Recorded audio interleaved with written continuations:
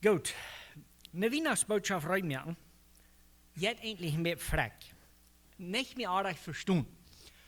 Botschaften reinmerken von, war das ganze Jahr erst wie nur leicht, wenn dann lest du bloß einen Bibeltext, dann ja ich doch los. Einmal, wenn Holiday sind, dann sind wir als Redner zurückgefordert, eine Botschaft zu bringen, über dort, wo sich also fällt, das weiß wir alle. Und dort ist ein bisschen schuld, dort so steht es, aber umgedreht soll ich auch sagen, eine Botschaft bringen, über dort, wo wir alle wissen, soll dann nicht anstrengend sein. Wir leben ein Leben sehr einfach. Also, wir kommen zur Kirche jeden Sonntag, wir haben immer weiter uns mit der Bibel zu beschäftigen und das ist schön gut. Halt ihr auf hier, es gleich noch keinmal so sehr am Frau gestellt worden, als nu in der Zeit, wo wir leben. Also, wir haben die zwei Seiten. Wir haben die Seite, wo du sagst, wir haben ja noch einmal Weihnachten gehört und mit 3 Helden und das macht so und so und so. Und du sagst, eine große Gruppe Menschen, die zweifeln gleich, soll wir Helden haben oder nicht. Das ist bloß das, was wir tun, und dann sagen wir. Dann haben wir an der anderen Seite vom Piet, haben wir die, wo du sagst, naja, der Helden, das sind alles gottlose Fasten, so dann soll wir bloß mal ab hier mit Helden haben, weil das einmal alle ausgebaut. Und ich war ehrlich tun, ich habe selbst sehr gekämpft mit wo wie ich kann all die mal an sich Kinder Weihnachten feiern, so dass das reich ist. Ich habe ja so eine Einstellung gehabt, wir wollen schon mal Geschenke haben, wir haben nicht einen Weihnachtsbaum abstellen, keine Lichter, wenn das alles nicht fehlt. Dann aber an der anderen Seite weiß ich nicht mehr, was dort reich ist. Und dann sehe ich nur, was reich zu tun an Weihnachten. Was soll wir tun? Wir haben in 5. Mose Kapitel 6, vom Vers 5 bis 9, einen so interessanten Text. So, vielleicht, wenn wir Gott seine Anstellung zu holen kriegen, dann können wir uns vielleicht, oder nicht bloß vielleicht, dann können wir uns so mitnehmen, wo so Helden sind. So, willst Gott das Volk Israel aus Ägypten rausholt, dann ist was so Großes passiert. Du hast unbedingt, was eigentlich Großes passiert. Israel wie 400 Jahre Sklaven war. Nu kommt Moses und sagt, Gott hat mir geschickt und Gott wird ihn hier fortholen. Und dann passiert das sehr schmackige Geschichte, die von Jericho, die kennen alle kleine Jungs, die tanzen und schreien, rammen Stadt ran, dann bleibt alle taub und wuhu, und ist auch fort. Und dann, am ganzen Ende von dieser Geschichte, an 5. Mose Kapitel 6, Vers 4 und wieder, war eigentlich 5, aber ich werde im 4 auch lesen, du fängst wie diese Geschichte, was Gott für eine Anstellung hat. Und dann sagst du es dir. Oh wow, ich war nicht richtig lesen, das dann aber komme ich nicht alle mit. Dort sagst du, horch, die Israeliten, der Herr und der Herr allein ist uns Gott. Je sollen dem Herrn, jenen Gott, mit jenen ganzen Hort gut sein, und mit jenen ganzen Seil, und mit all jenen Kraft. Diese wird, der Eckjün von der je, soll je nie nicht verjeten. Schwabt jene Kinder ab mit dir, red von dir, wenn je in jün Hüs setzen, und wenn je reisen, und wenn je jün Stuhl leihen, und wenn je abstehen. Bringt der an der Hand ab ein Sadel und Stieren, und Stieren an ein Hängsel, und schrieb der an jene der gerecht, und an der Port zu jene Stadt. Das ist ein Gebot, wo das Volk Israel kriegt, weil die sind frei geworden. Und dann haben die ein ganzes Rezept gekriegt, von wo die sollen das erste Ostern feiern. Und dort sagst du, dort hat ein Teil mit zu tun mit Kindern. Also, das erste Ding, was Gott seine Anstellung ist, wie große Menschen haben eine Verantwortung an die Kinder, was denken zu haben. Du meinst so viel, dass uns Glauben soll nicht aussterben, wenn wir wollen uns Glauben wiedergeben und der wird hängen uns kommen. Und dann haben wir aber auch ein sehr interessantes, wofür sollen wir uns damit beschäftigen. Wie dort sagt, dort fang an und dann sagt dort, du schreibt die Kinder ab mit dir, red von dir, wenn die in ein Haus sitzen und wenn die reisen, wenn die in Stuhl leiden und wenn die abstehen. Wofür ist dort? Trotzdem seid ich wie immer. Wenn wir nicht schlucken, dann satt wir. Das sind die zwei Dinge, die wir tun. Und wenn wir die zwei Dinge nicht tun, dann sagen wir, hängen wir es. Einzige von uns fällt sich dort so. Also, Weihnachten feiern, einmal das Jahr, fing ich aus nicht zu viel. Die Geschichte kriegen nun wo auswendig wieder kennen. Die Geschichte, die kann nicht aussterben. Wir sind hier von der versammelt, bin 2000 Jahre zurück. Wir haben die Harz abgestorben und da war dabei mein Bild eigentlich da. Und du kommst in England und sagt, das ist nach. Kriegt das nach, als je een rare boer. Die Geschichte, die kann nicht alt worden. Wir können nicht mehr worden. Ab keinem Fall. Wir haben keine Uitrede, um diese Geschichte nicht zu wiederholen. Wann dort ab einmal bei uns zu im Haus, so wie es dort uns so old als die Geschichte lesen, dann werden wir uns das vertellen. Wenn wir das vertelt haben, dann wird es auswendig sein. Aber die Geschichte kann nicht aussterben. Die Geschichte muss lebendig bleiben. Wir fingen Kolosser Kapitel 3. Ein sehr schöner Text, wo zu Weihnachten unbedingt beigehört.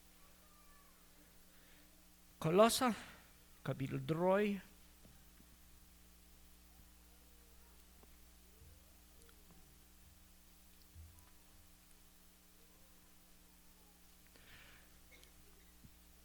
Du so Janka mit zu lesen von Vers 12 und wieder.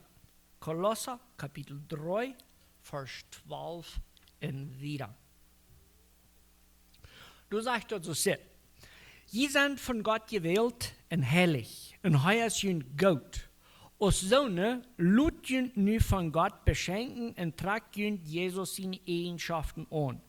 Sich vom Horten erbarmen, freundlich sein, deumütig, sanftmütig und geduldig sein. Verdreigt einer den anderen und geeft jünd untereinander. Und vergeeft jünd untereinander. Wenn wir eine Klau in den anderen haben, so als der Herr jünd vergeeft hat, so muss je auch vergeben. Und über alles, sie leiftulich, so dort alles zu einer vollkommenen Einigkeit verbunden wird.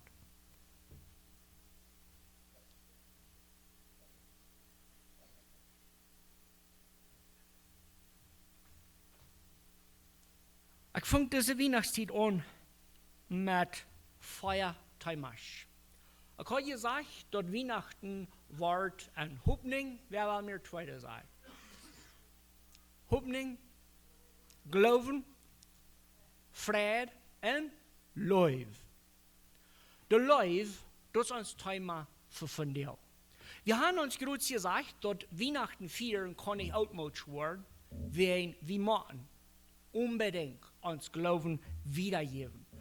Das Glauben hängt aber taub. Muchas gracias.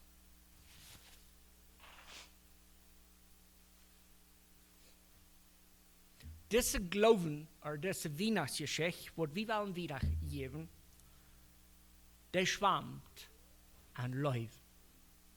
Das ist der Mittelpunkt von uns. Ich weiß, dort jünt und mich, uns ja dort bett so, dort wir weit noch nicht ganz genau, wo das Leben wiederzugeben. Und hier in Kolosser haben wir eine so eine Schmackerei von Dingen, und die sind vielleicht von der ein guter Denken haltbar. So, ich will noch einmal hier so lesen. Dort sagt, je sind von Gott gewählt und heilig, und heu ist jünd gut. Aus Sonne lut jünd nu von Gott beschenken und tragt jünd Jesus seine Eigenschaften an. Sich vom Horten erbarmen, freundlich sein, deumütig sein, sanftmütig und geduldig sein, verdreht einer den anderen und vergeeft jünd untereinander. Wenn wir eine Klau gegen den anderen haben, so als der Herr jünd vergeeft hat, so muss je auch vergeben. Und über alles, sie leiftulich, so dort alles zu einer vollkommenen Einigkeit verbunden wird. Und lud Christus seinen Fried an jene Horten regiert. Gott hat ihn dazu gewählt, seinen Fried zu haben, als Glieder und ein Körper und sieht dankbar. Laut Christus zijn woord redelijk man kunt woon, beleert en helpt einer den anderen in alle wijsheid. Zingt van een dankbare hart psalm en jässliche Lieder Gott te eer. En alles wat je zijn en doen, doet aan onze Herrn Jesus zijn naam. Der arm dankt Gott. Da heeft zich nog een weihnachtsrecept, nee? Da heeft zich nog de live, oder dat is de live, wat we aan Weihnachten zullen predigen. Dat is de live, wat Weihnachten wirklich ist. Celebrar Navidad nunca ha sido tan confuso como en nuestros días. Nunca hemos sido tan desafiados y cada vez el desafío es más grande. No existe nada más complejo que celebrar la fiesta original entre tanta piratería. Existe un mundo que nos roba la Navidad. Hay millones y millones de gente que celebran hoy una fiesta, pero no es nuestra fiesta. Y a veces nosotros como creyentes nos cansamos y nos confundimos y a veces hasta desistimos de celebrar la Navidad, porque el desafío en diferenciar entre la verdadera Navidad y lo que el mundo celebra se vuelve complicado. Hay muchas tradiciones que por simple costumbre deciden celebrar Navidad. Hay ciertas comidas que por ley no pueden faltar, un ponche, un buñuelo, tal vez un tamal. Pero entre creyentes tenemos la obligación de celebrar Navidad, no porque querramos, sino porque la historia es tan majestuosa que no podemos dejar que esta historia quede sin contar. En Colosenses 3, del versículo 12 en adelante, dice así: dado que Dios los eligió para que sean un pueblo santo y amado por Él, ustedes tienen que vestirse de tierna compasión, bondad, humildad, gentileza y paciencia. Sean comprensivos con las faltas de los demás y perdonen a todos los que los ofenden. Recuerden que el Señor los perdonó a ustedes, así que ustedes deben perdonar a otros. Sobre todo, vístanse de amor, lo cual nos une a todos en perfecta armonía. Y que la paz que viene de Cristo gobierne en sus corazones, pues como miembros de un cuerpo, ustedes son llamados a vivir en paz y sean siempre agradecidos. Que el mensaje de Cristo con toda su riqueza llene sus vidas. Enséñense y aconséjense unos a otros con toda la sabiduría que Él da. Canten salmos e himnos y canciones espirituales a Dios con un corazón agradecido. Y todo lo que hagan o digan, háganlo como representantes del Señor Jesús y den gracias a Dios Padre por medio de Él. Firmemente creo que debemos celebrar Navidad. Debemos, sin falta, contar la historia de que Jesús nació. Jesús es la muestra de amor más perfecta que tenemos. El mundo no esperaba un Salvador, pero Jesús apareció de todos modos. Apareció en la manera más humilde posible para demostrar el tamaño de su amor. Que nuestras fiestas, nuestras celebraciones sean celebraciones de amor. Que el amor reine en nuestros hogares. Wanneer we Weihnachten vieren, dan hebben we een grote verantwoording. En ik wil met een geschicht sluiten. Zo, wanneer je ging horchen, dan wil ik je een geschicht vertellen en je mama en papa kan dan bed zo. Wo zeg ik, ohne abschnallen. In het 17e Jahrhundert, dat is van ongeveer 300 jaar terug, dan waren de meeste van onze Duitse mensen in Rusland. Rusland wird zu der Zeit eine sehr schlechte Stadt. Zum Sinn, du wir ein sehr böser Krieg, du wir nicht bloß Krieg zwischen zwei Seiten am Land, du wir dann keine Regierung, die die Ansache hat sich kümmert, und alle Mann stolt und bestolt und mord und das, was immer der will. Du wie eine distre Zeit. Unsere deutsche Menschen haben von jou her das Angewohnheit von Wünschen absehen. Weil erst noch, was eine Wunsch absehen ist. Okay, Hans weiter mal. Chill. Wenn du dann gewünscht wird, zu Weihnachten, dann wurden Kinder gewöhnlich ein Peso, ein Cent, Geld kriegen für ihre Wunsch absehen. Und wenn ihr dort von der ersten Tag nach wollen beleben, und all ihre Kolonie, du wird dort von der noch getan. Die Großkinder wurden alle Menschen absehen, und wenn die gaan, dann gehen die bei jeder Onkel vorbei, und die hoffen, dass die noch ein Peso kriegen. Okay? So, die Angewohnheit, die lebt von der noch, und die ist 300 Jahre alt. Diese Angewohnheit fing ich, nur so interessant. Und im 17. Jahrhundert, wie du eine Weihnachten, eine so treue Weihnachten. Die Menschen werden schrecklich so arm, die haben reiche sich nichts. Du wie Weihnachtsfest was, bin eine Hellbrunns Familie. An dieser Familie haben die Kinder ihre Wünsche abgesagt. Und die haben am Vergleich mit uns von der jeder 50 Cent gekriegt. Wieviel ist 50 Cent?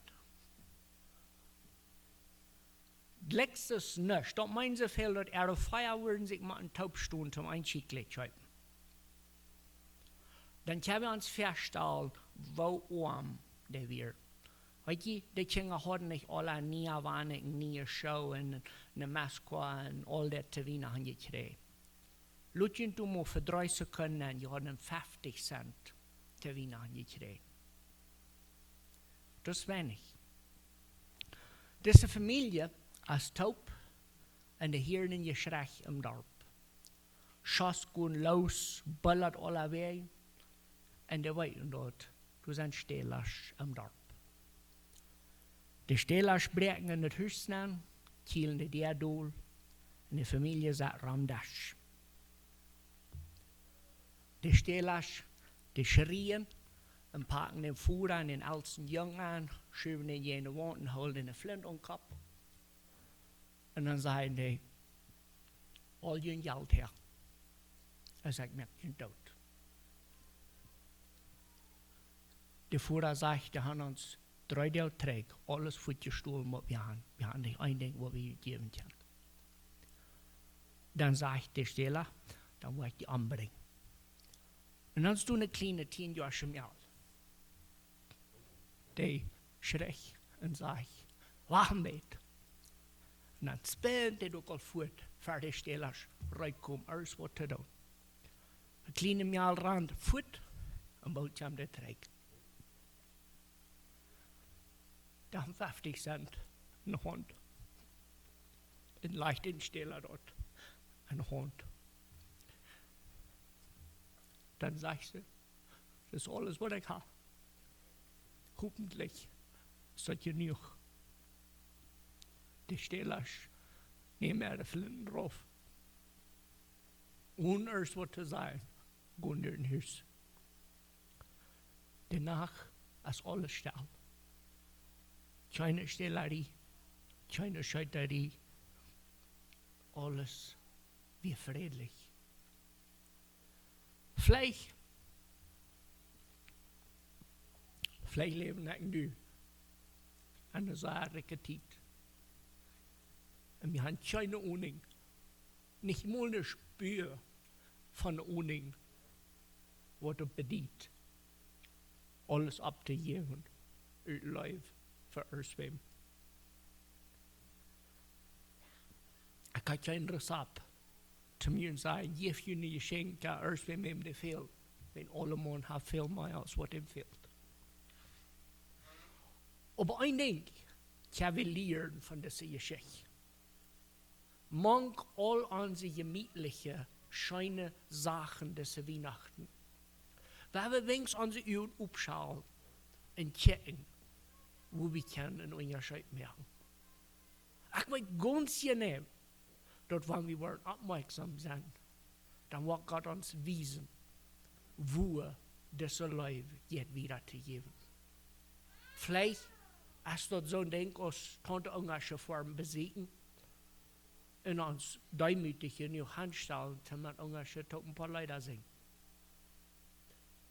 Dat is eind van de duil dingen wat we worden doen zijn. Mag God deze leven wat we ons te bekennen en ons laten opdagen. Vielleicht haben wir nicht Stählers im Haus und vielleicht haben wir mit mehr als 50 Cent. Aber ich vertraue, wenn wir waren Gott Frau, nur eine Gelegenheit, das soll wieder zu geben, dann wird Gott uns zu geben. Wir haben zu beten.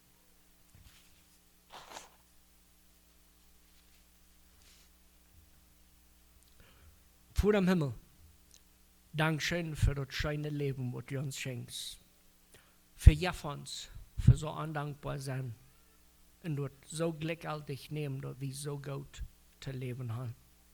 Wir danken dir, dass wir von dir wahren und Fasten feiern und uns denken zu halten, dass Jesus geboren ist. Radung zu bringen für uns alle. Wir danken dir, dass wir von dir das Fast feiern, damit wir das nicht vergessen, dass das passiert ist. Wir beten ganz aufrichtig, dass du uns wirst diese Weihnachten und diese Dracketit wiesen, wo wir können Leib üben, an dem, wo das nötig fehlt. Mach wir können dein Werk erreichen, wenn wir von hier gehen. Mach die wahre Weihnachten, die wahre Leib wieder gegeben werden durch uns. Das beten wir in Jesus' Namen. Amen.